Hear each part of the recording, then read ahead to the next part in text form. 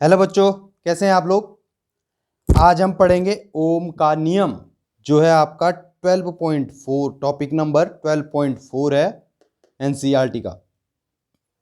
ये ओम का नियम क्या है बेसिकली।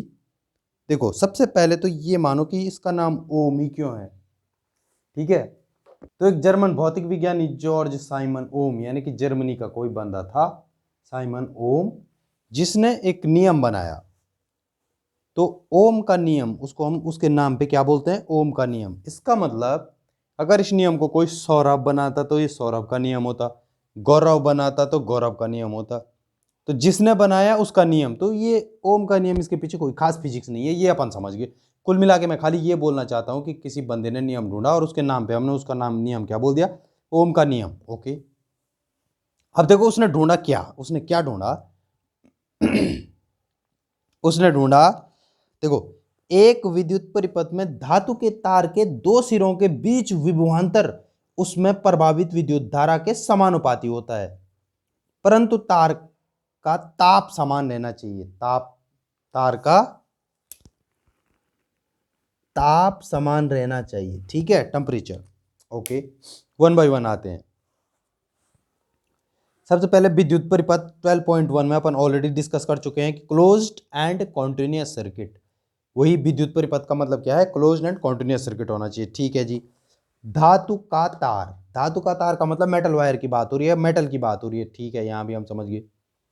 दो सिरों के बीच विभवांतर, विभवांतर मतलब वोल्टेज। वोल्टेज हम ऑलरेडी डिस्कस कर चुके हैं कि क्या होता है वोल्टेज। क्या होता है वोल्टेज, बैटरी अगर किसी, जब बैटरी जो धक्का मारती है इलेक्ट्रॉन पे, उस धक्के को क्या बोलते हैं, वोल्टेज बोलते हैं, ठीक है। प्रभावित विद्युत धारा, वोल्टेज की वजह से जो करंट फ्लो हो रहा है, उस धक्के की वजह से तार के अंदर से जो इलेक्ट्रॉन को फ्लो होना पड़ रहा है, उसको हम क्या बोलते हैं, विद्युत धारा। ये भी अपन डिस्कस कर चुके हैं, ठीक है। अब इसने नई बात क्या बताई, समानुपाती होता है। ये क्या बोल रहा है, समानुपाती होता है। अच्छा, समानुपाती का मतलब क्या होता है, देखो, गणितीय रूप से देखो, गणितीय रूप में, परिभाषा तो हमने पढ़ ली, गणितीय रूप में उसको कैसे लिखते हैं, मैथमेटिकली इसको लिखते हैं अपन कैसे, V is directly proportional to I। ये डायरेक्टली प्रोपोर्शनल टू का मतलब क्या होता है कि अगर V बढ़ रहा है तो I भी बढ़ेगा, ठीक है, और अगर V घट रहा है तो I भी घटेगा, ठीक।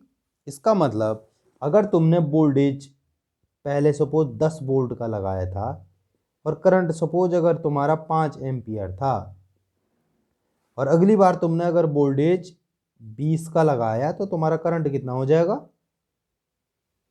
5 दूनी 10, यहाँ डबल हो गया, तो यहाँ भी तुम्हारा 10 एम्पियर करंट हो गया। यानी कि वोल्टेज के बढ़ने पे वोल्टेज बढ़ेगा, करंट बढ़ेगा, और फिर अगेन वोल्टेज घटेगा तो करंट भी घटेगा, ठीक है। तो ये होता है समानुपाती। इसको देखो मैथमेटिकली कैसे लिखते हैं, V is equal to, V is, अब अगर suppose V directly proportional to I है, तो V बराबर क्या हो जाता है, अगर आप इस चीज को हटाते हो तो आपको एक कांस्टेंट लगाना पड़ेगा, तो V is equal to R into I, और R यहाँ पे क्या आता है, एक कांस्टेंट, और इस कांस्टेंट को क्या बोलते हैं अपन, इसी को हम बोलते हैं प्रतिरोध, यानी कि V is equal to I into R, और इस R को हम क्या बोलते हैं, ये R ही क्या कहलाता है, किसी भी तार का प्रतिरोध। तो ये चीज किसने ढूंढी थी, ये चीज ढूंढी थी ओम ने, ठीक है। इसलिए हम इसको क्या बोलते हैं, ओम का नियम है। अब ये तो हो गया पहला मैंने गणितीय रूप तुमको तुमको परिभाषा बताई, ये लिखोगे और मैथमेटिकली ये लिखोगे, पूरे नंबर आ जाएंगे, ठीक है।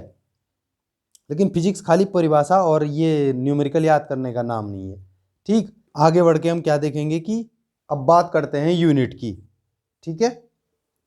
प्रतिरोध तो हमने देखा, अब जरा इसकी यूनिट देखो।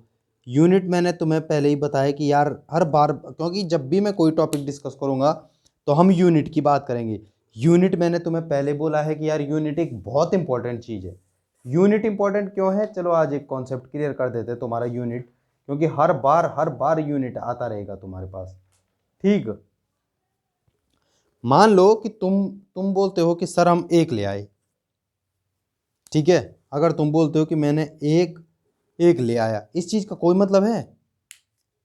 एक का कोई मतलब नहीं है। तुम्हें बताना पड़ेगा कि मैं एक आम ले आया, या फिर मैं एक क्या ले आया, एक नंबर ले आया एग्जाम में, या फिर मैं एक केला ले आया। तो एक क्या है, मीनिंगलेस है जब तक उसके पीछे यूनिट नहीं है, ठीक है। कई बच्चों के आंसर देखते हैं हम, वो लोग यूनिट नहीं लिखते हैं आंसर, जब आंसर कर देते हैं न्यूमेरिकल सॉल्व करते हैं तो उसके पीछे यूनिट नहीं लिखते हैं। यूनिट मस्ट है, यूनिट को समझना बहुत जरूरी है, बिकॉज एक का कोई मीनिंग नहीं है। जब भी तुम कुछ बोलो तो तुम्हें उसके पीछे कि 4 आए हैं, तुम्हें बोलना पड़ेगा कि 4 आदमी आए हैं, या 4 लॉट आए हैं, या 4 क्या आया है, तो ये बताना बहुत जरूरी है। इसलिए यूनिट बहुत ज्यादा इंपॉर्टेंट है। Got it? ठीक है। अब देखो जरा रेजिस्टेंस का यूनिट करके देखते हैं क्या होगा। यूनिट्स का देखो कैसे निकलता है। V इक्वल टू हमने कहा I इंटू आर। V का यूनिट क्या रहता है? वोल्टेज का वोल्ट, ठीक है, इसको वोल्ट लिख लो। और I का क्या रहता है? एम्पियर। R का हमने निकालना है, तो इसका मतलब R की यूनिट क्या हो जाएगी? वोल्ट पर एम्पियर। और वोल्ट पर एम्पियर को ओम के सम्मान में क्या बोलते हैं? इसके सम्मान में बोलते हैं ओम। ओम के सम्मान में इसी ने ढूंढा था ना, और उसका सिंबल है ओम का ये उसको इस चिन्ह से प्रदर्शित करते हैं। अब इस चीज को भी समझना, देखो लॉजिकल है। 1 ओम बराबर क्या होगा? 1 वोल्ट बटे 1 एम्पियर, है कि नहीं? कॉमन सेंस है। देखो जब भी तुम यहाँ 1 चाहते हो तो तुम्हें 1 वोल्ट बटे 1 एम्पियर, यानी कि अगर तुम्हारे पास 1 ओम की परिभाषा लिखने को आए, जो अक्सर आती है एग्जाम में, यूनिट की परिभाषा लिखने के लिए आती है, तो तुम क्या लिखोगे कि अगर देखो तुम्हारे पास कोई ऐसा ना आएगा कि 1 ओम को परिभाषित कीजिए, ठीक है, तो तुम्हें क्या लिखना पड़ेगा, यानी कि अगर 1 ओम की परिभाषा लिखनी पड़े तो क्या लिखोगे कि अगर चालक के बीच वोल्टेज डिफरेंस कितना है, 1 वोल्ट है, और उसमें जो करंट फ्लो हो रहा है वो 1 एम्पियर है, तो रेजिस्टेंस कितना हो गया उसका? 1 ओम। ठीक है, इस तरीके से डेफिनेशन लिखी जाती है। ये डेफिनेशन कहां से आती है? ये यहीं से, वोल्ट पर एम्पियर तुमने खुद निकाला। देखो V equal to I R का तुमने यहां से यहां तक तुम पहुंच गए हो टोटल। समझ गए क्या होती है यूनिट? ठीक है, यूनिट भी हमने डिस्कस कर लिया, ओम के नियम का यूनिट तक हम आगे, ओम तक हम पहुंच गए। अब हमें, लेकिन अब देखो एक चीज और जो मैंने तुमसे कही थी, फिजिक्स देखो यहां तक नहीं है, ये तो तुम्हें किताब में भी मिल जाएगा यार, ढूंढोगे तो ये तो तुम्हें किताब में भी मिल जाएगा। असली मुद्दा क्या है? फिजिक्स शुरू होती है जब आप तार के अंदर जाते हो। इस चीज को समझो, यहां सबसे ज्यादा इंपॉर्टेंट हो। हमने क्या डिस्कस किया? परिभाषा, गणितीय रूप, यूनिट। अब हम जरा तार के अंदर देखते हैं कि तार के अंदर क्या मीनिंग है रेजिस्टेंस का। अब देखो मैं तुम्हें बताता हूं कॉन्सेप्ट क्लियर करने के लिए हल्का सा। मान लो ये एक तार है, इमेजिन करो कि बैटरी ने इस इलेक्ट्रॉन पे धक्का मारा, वोल्टेज लग गया, मतलब धक्का मार दिया। अब ये इलेक्ट्रॉन अंदर जा रहा है, लेकिन तुम्हें क्या लग रहा है कि ये वायर इसको आसानी से जाने देगा? अंदर इसको जाना पड़ेगा, जगह खर्च करनी पड़ेगी, जगह बनानी पड़ेगी, तब जाके। और होता क्या है बेसिकली, देखो हमें तो ये अभी तक मैंने क्या बताया, जैसे जैसे हम आगे बढ़ेंगे कॉन्सेप्ट क्लियर करते जाएंगे। अभी तक हम क्या मान के चल रहे थे कि यहाँ से इलेक्ट्रॉन जाता है, पूरा खाली है, यहाँ से बाहर निकल जाता है, जबकि ऐसा नहीं है। एक्चुअली यहाँ ऑलरेडी इलेक्ट्रॉन भरे हुए हैं, ठीक है, यहाँ इलेक्ट्रॉन भरे हुए हैं। तो जब बैटरी इस इलेक्ट्रॉन को धक्का देती है तो ये इसको धक्का देता है, ये इसको, ये इसको, ये इसको, ये इसको। तो ऐसा नहीं है कि इसने इसको धक्का दिया और ये बड़े प्यार से आगे चलने लग गया ना, ये थोड़ा रजिस्ट करेगा, यार भाई मैं नहीं जा रहा हूं, लेकिन यहां से धक्का लग गया तो ये रजिस्ट करता है, थोड़ा आगे निकल जाता है, ये थोड़ा आगे निकल जाता है, फिर ऐसे ऐसे करके, और फिर लास्ट वाला यहां से बाहर निकल जाता है। इसका मतलब कि ये वायर इलेक्ट्रॉन को फ्लो को हल्का रजिस्ट कर रहा है, ये नहीं चाहता कि फ्लो हो, ठीक है।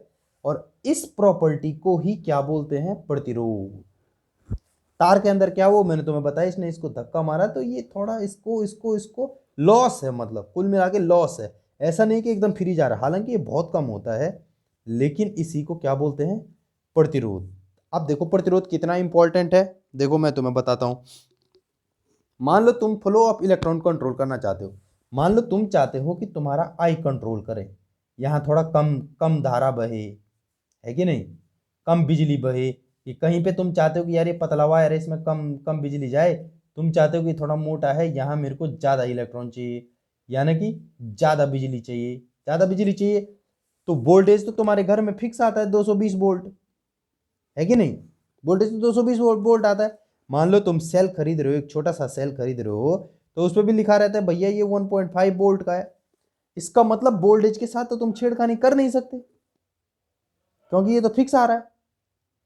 अगर तुम्हें करंट कंट्रोल करना है तो तुम्हें अब किस पे काम करना पड़ेगा, रेजिस्टेंस पे। तुम्हारे हाथ पे हमेशा क्या रहेगा, रेजिस्टेंस। इसलिए प्रैक्टिकल लाइफ में प्रतिरोध बहुत ज्यादा इंपॉर्टेंट है, इवन इक्वली इंपॉर्टेंट है जितना वोल्टेज करंट, उतना ही इंपॉर्टेंट है आपका रेजिस्टेंस।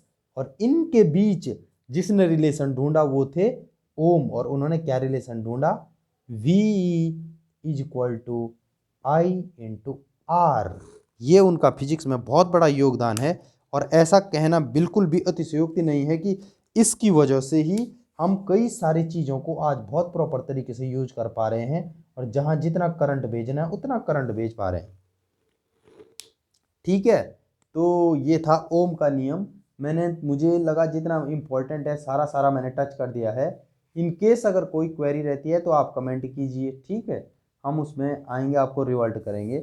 और इसी के साथ बहुत बहुत धन्यवाद, मिलते हैं अगले टॉपिक में, और वो है 12.5, जिसमें हम ये डिस्कस करेंगे कि ये आर, इस आर की हम इस प्रतिरोध की और डीप एनालिसिस करेंगे कि ये आर आखिर किन चीज़ों पर डिपेंड करता है। तो मिलते हैं अगले टॉपिक 12.5 में। जय हिंद, जय भारत।